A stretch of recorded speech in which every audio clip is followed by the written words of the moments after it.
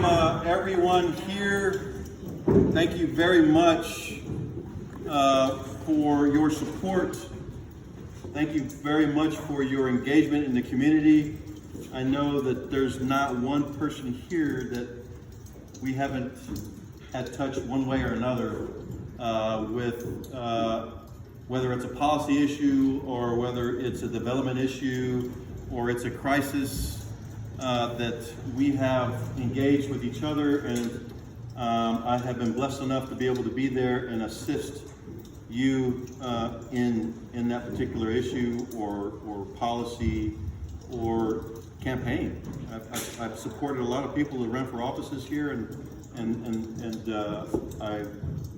I find myself privileged to be able to be a part of supporting individuals with like minds, with forward-thinking, progressive ideas that really are here to help the people, to help the everyday person, to help quality of life issues, to address mental health issues, to address quality of life issues when it comes to roadways and residential developments and commercial developments and those types of things. And I've, one way or another, whether it's as an elected official, as a council member for the city of Kyle, or as an educator at Texas State University, or as a peace officer in those moments where I've seen the worst, some of the worst things that people can be involved in, and some of the worst things that can happen to them. So thank you for this opportunity to be here in that, from that perspective. I come from a long line of public servants. My father was a career military person. He retired from the Army, 27 years of the Army. I have a brother that recently got out of the military as well and did 5 tours in the Middle East. And I have a brother that's been to elected of office. I've had family members that have been educators and teachers. My wife has been a teacher, and my children have been, born and raised in the area and have grown up in this area. And I have supported them throughout their careers and their education, the beginning careers in their education, and their preference of religious experience as well. And there are people here that have helped me along the way in that very moment of growing, both personally and physically, and their idea of education and social issues and church and religion as well, and education. So, as I am very outspoken in many different aspects, I think they learned that a little bit from me and also from my wife. The people that I should be thanking for the support is really my parents. I can honestly say have given me everything that I need to be successful. My wife for supporting me through thick and thin, and helping me raise beautiful children. Beautiful, smart children, and they get the smart side from her, but the athletic prowess is from me. I'll claim that, at least a little bit of that. But all the love that they have and all the love that they share from us and our families, and from many of you that are here today, they learn that from. A lot of you know them, and some of you know them more than others. My in-laws, who have been involved in this community through the Lutheran Church and have been a pastor in this area for nearly 50 years now, and is still doing that. Even at this very moment in the memory care facility in South Austin, he is still people's pastor, and he's still providing sermons, and he's still praying about many different things. He's very in tune with a lot that's going on, and his wife, my mother-in-law, I think she is an angel, and I kiss the ground that she walks on. I love her very much. As I'm here to run as the sheriff of Hays County, I'm very passionate about that position, and that I believe that I possess the credentials, I possess the experience, and I possess the clear understanding because of my experiences with you and this community on the best way to carry forward in what we would call being a peace officer or carrying on the duties as a sheriff of this county. I have, as your chief of staff, have carried this county and led this county with the help of many of you in the pandemic response. We have become a state example on pandemic response. There are things that we did in this county that no one else was doing until we did them here. And we were able to garner the support from the Texas Department of Emergency Management to come and review and look and see what we were doing. And then they mass produced it throughout the state with the help of our National Guard resources. And really, because of your support for the office and your support of me, I was able to be successful and look where we are today. And I know that we're still digging out. I know there's some people that are still feeling the pain of the pandemic, but we are getting out of that. And we are better for it, and I have learned a lot from that. My job as the chief of staff is to do research, to ensure that I'm up to speed on all policies, trends of the different political agendas that are coming forward. But really my best asset as being a chief of staff is really to understand what those are, put them in real concrete data, in numbers, and frame them within the policies and laws that we have, so that when we take it to a commissioner's court, there's no argument on platform. We're here to find the common ground on everything. And I believe that's the biggest asset that I come as your sheriff. And as I transition from a council member to the chief of staff that's in charge of this county in many different aspects to your sheriff, is I can find common ground with anyone. And last night I was given a presentation on the Pet Resource Center, and we had some issues on that one as well too with regards to some of the concerns. I was able to find common ground in the middle of a meeting in a heated debate, and we all walk away with the ability to agree to disagree, but respect what each others are saying with regards to need for this county. And to this day, right afterwards, calling several times to say, how can I help? That's the kind of engagement and relationship building that I believe I can bring as your sheriff of this county. In this environment, we must build trust.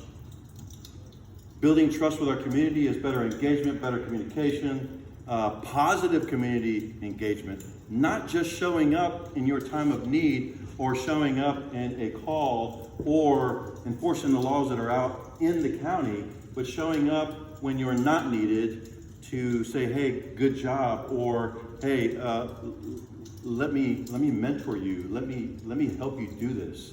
I think we can do this together.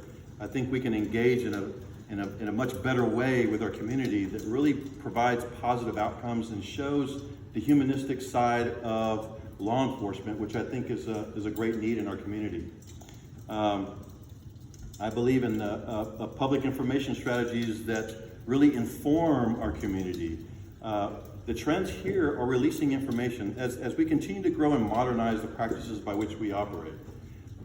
And as some of the judges here can attest, we've come a long way with just writing paper. Now there's a lot of digital footprint that goes on with what you're doing on a regular basis. And I think that our judges and our treasurer, county treasurer can agree and attest, this has really helped us do better work. We need to use that in law enforcement.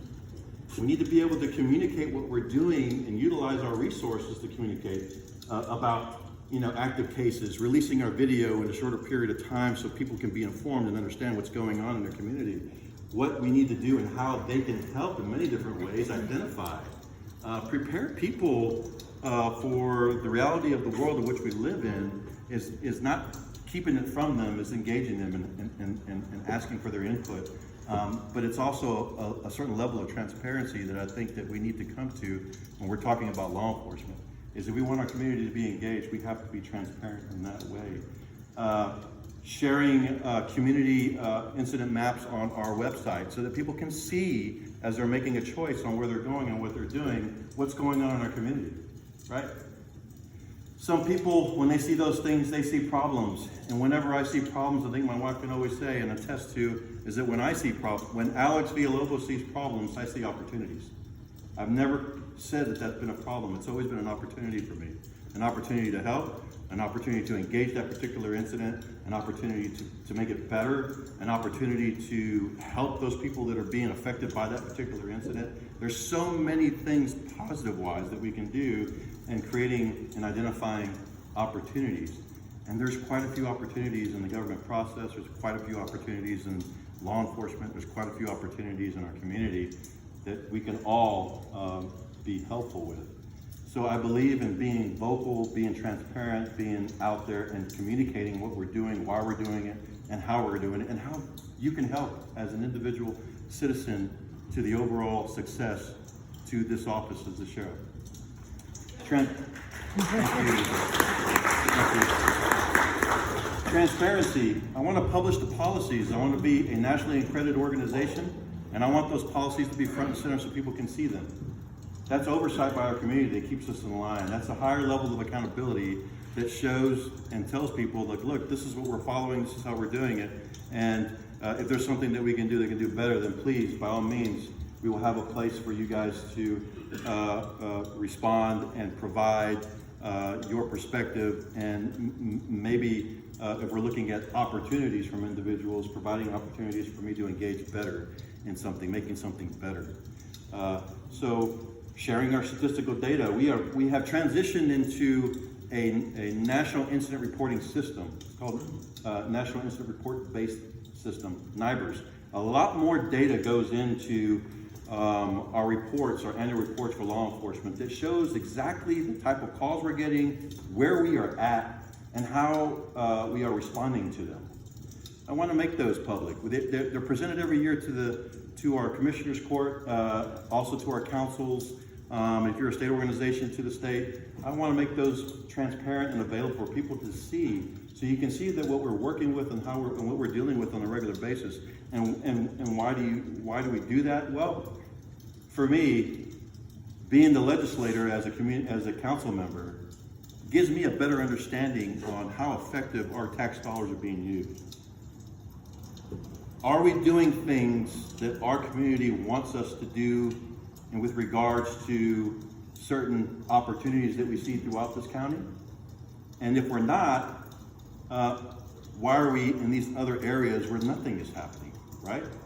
So these national incident reporting systems really are made for us to create a better relationship with our community, but most importantly, they are to inform the people that make those budgetary decisions, such as our councils, our city councils, our commissioners' courts, and the legislatures at the state, to show them, look, this is how we're using our resources, these are the things that we are doing, and when we come for budget, it's not a mystery what we're fixing to ask for, because you see, here's my staff, here are the issues, these are specific issues that have arisen because of the evolution of our environment and our community, and this is how I believe we can address it based with that good data. We have data-driven responses specifically to opportunities that we see throughout the county, and that's the reason for that type of transparency.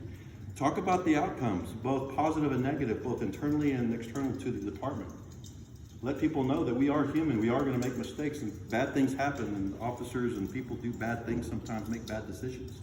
And I want those to be public so people can see those. Have a consistent level, within the internal agency, a disciplinary system that shows exactly what the process is. It's consistent across the agency, and so that our officers can know and understand coming into this agency the level of accountability that we're going to have for our officers.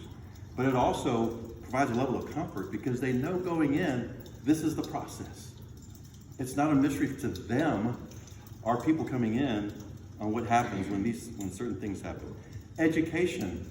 Our positive outcomes for community engagement has to heavily weigh on education. We can change behaviors more so by educating our people in the front lines at community events such as these to talk about a specific issue so that we can help them navigate that particular issue and problem, or explain why we're doing what we're doing for that particular opportunity today, right?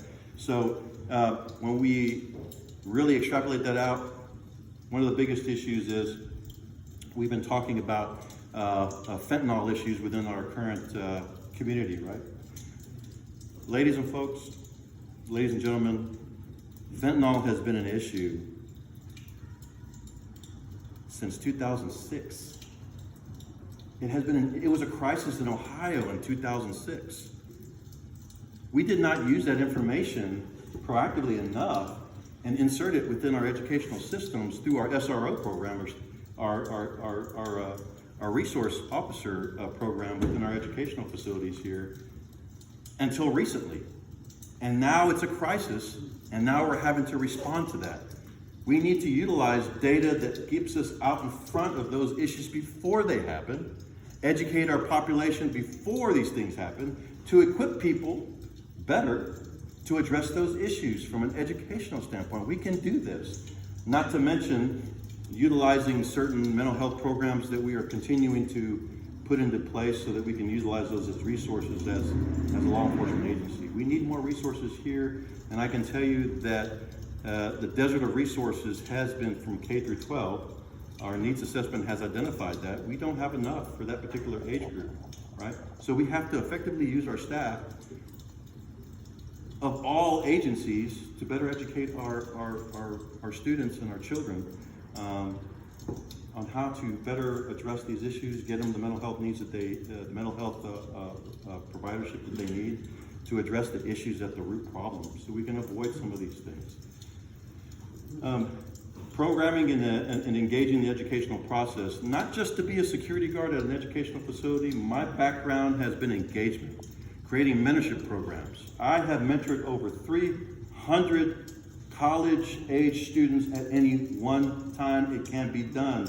My office was a turnstile of students coming in and out, in and out, in and out every day. Some of those students can be, when you're talking about a college level, those are young people and older people, because you have non-traditional students that come in the door, helping them with different things that are a crisis to them, or an issue for them, or an opportunity for us to address that issue. I believe the agency that I want to lead into this new format is an open, transparent organization that allows people to come in and ask questions, and my door is always open to help you navigate whatever you are going through at that point in time. If I can't find the answer, at least have the resources where I can direct you to address those issues, right? A Citizens Academy, they currently have one, but a Citizens Academy that is open and transparent for all people to be engaged and involved with. A volunteer program that really coordinates those resources to help me be successful, help the agency be successful. There is no public agency that is a successful agency without the help of the people that they support. We can't do it without the support of the people that we're there for. We can't. We will not be successful. We have to engage that. That's something that I think that can be done a lot better. We have working on animal control and welfare with regards to the Sheriff's Department. Currently, what we have an understanding is just picking up pets and putting them into a facility, which is the same thing that we're doing with humans these days. And this old mindset, old paradigm shift is just throwing away the key, and we don't know what we're going to do next.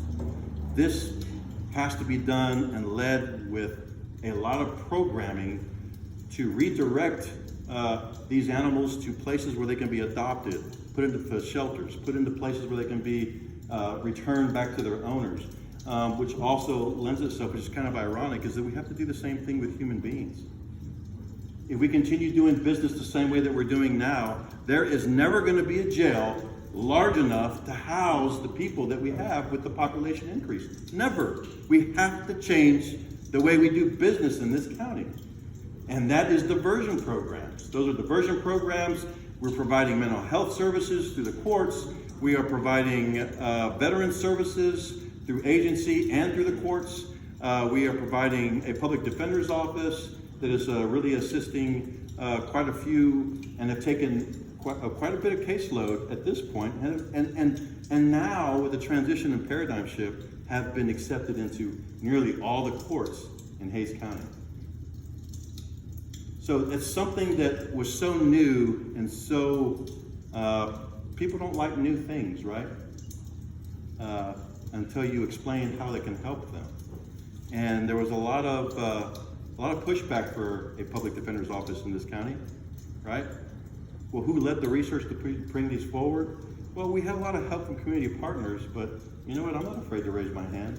I did the research to bring this forward.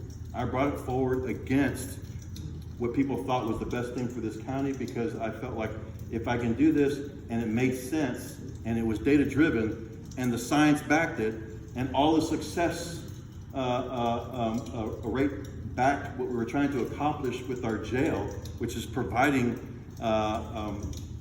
representation to our people in line with the Constitution of the U.S. And guiding them through their opportunities through the criminal justice system. Well, I think that's a better way of addressing what the issue is, which was overpopulation of our jail, transporting inmates to other jurisdictions. We currently still have a $17 million contract. We're sending inmates to Haskell County, but we're still sending inmates throughout the surrounding counties as well. We can't house and use fully our current facility, and because of many different reasons, right? But it doesn't matter. The critical issue is that we don't use alternative ways of addressing it, whether it's diversion centers, sober centers, redirecting and diverting them over to mental health resources that they need, then we will always have a full jail. We have a better way to do this.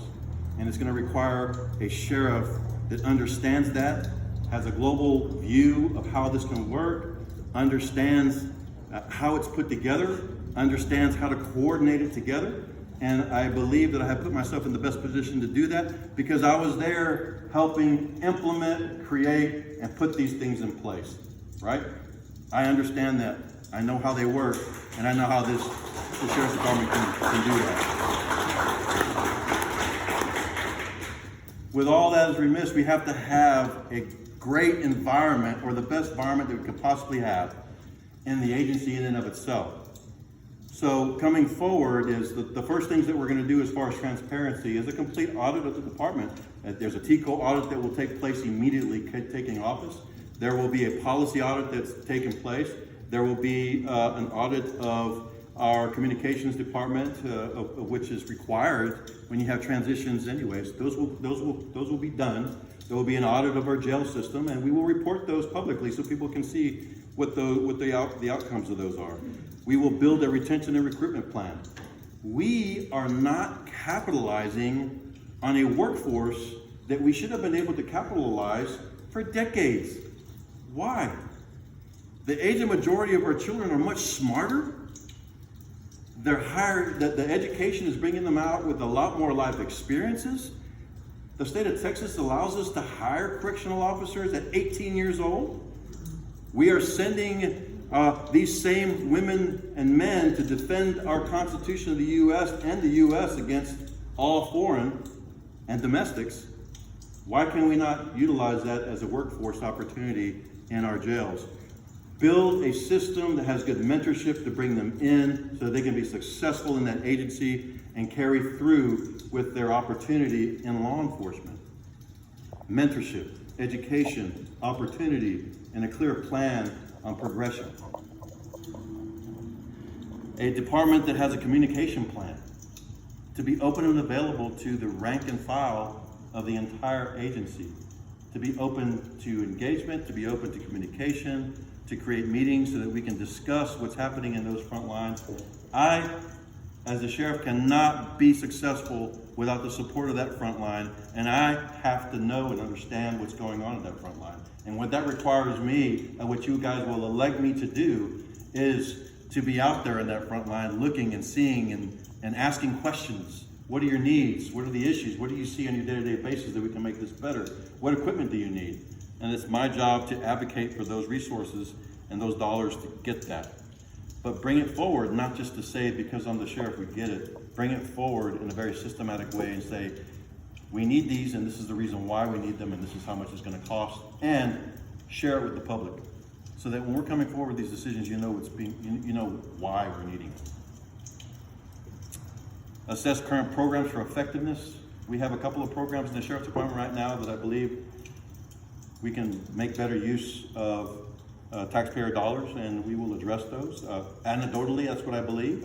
I'm one of real strong data, so we will do those assessments and make sure that is the case, and we will make changes within that. We'll make changes within the rank and file and the way that we do those. Be active and available. Not only will I be active and available, but I would hope that you would know me as Sheriff Alex. My name is Alex. It's not going to be any different than when I was council member Alex, chief of staff of this county Alex, Sheriff Alex. You will know me, and I'll be in places where no other sheriff has ever been. As we transitioned into the office and I led our current county judge into his office, we went to every department in the entire county. And there were people that said, we have never seen you in those positions in these departments ever. And some of them have been there for 30, close to 40 years. Well, that's not the kind of governance I want to be a part of. That's not the kind of leadership that I want to be a part of, because I believe that I can help in any agency. Good law enforcement attracts good economic development. Good law enforcement attracts families to move here, to want to be here, to make this their life's home. Good law enforcement builds better education.